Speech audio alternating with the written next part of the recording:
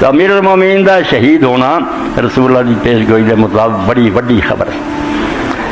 اور حضور آپ نے جڑا سلوک کیتا اچھا انہوں اچھے تو اچھا کھانا دیو اور میرے نام بہترین غذا انہوں دیا، ایک ایڈی ضرور ہے کوئی بد سلوکی نہیں کرنی، بعد میں دیکھوں گا اگر میں بچ گیا تو میں آپ اپنے خون دا مالک ہاں، انہوں معاف کرنا یا کو بدلہ لواں، میری زندگی سے کوئی زیادتی نہیں کر۔ اس تو حضرت علی رضی اللہ عنہ موت اگر منائی جا رہی اور انہوں اسی یاد کر دیں جن جان لگیا ابن کثیر اور سارے علماء آخری کلمہ کی کیا جڑا نچوڑ نا قرآن کا جنہوں آپ نے کہا الآیت الفضۃ الجامع، قرآن چوں بے مثال ہے اور سارے قرآن کا نچوڑ خلاصہ وہ آخری کلمے کیا دنیا تو چلا گیا، فمن یعمل مثقال ذرۃ خیرا یرہ فمن یعمل مثقال ذرۃ شرا یرہ۔ اے امیر المومنین پیغام دے گیا میں نے تمہیں کہ جن نے رائی برابر نیکی کی نا وہ انعام ضرور پاؤ گا، اور اگر کسی نے رائی برابر گناہ کیتا وہ بدلا وہ سامنے آنا۔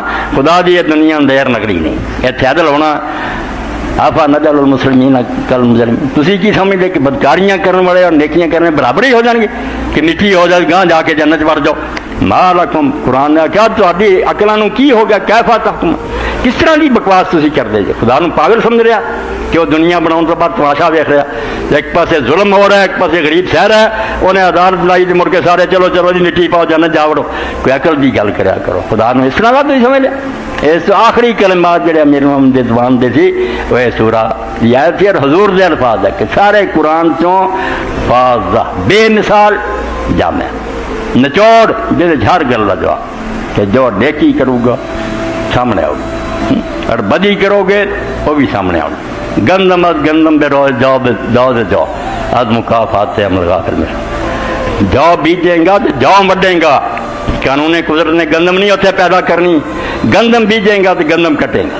تو اللہ تعالیٰ دے قانون تو بے خبر نہ رہے، جو کریں گا سو پڑے گا۔ اور حال ساڈا ہے جے نادان اسی وہ ساری گلاں بزرگاں دیاں پڑھنے ہیں حضور دی پیشی، مگر جو سبق ہے کہ زندگی اس طرح گزار جویں علی نے گزاری اور موت اس طرح قبول کر جویں حسین نے کی ہے۔ جینا ہی چلی جی جاندی کہ حکومت جاندی جاندی رہے۔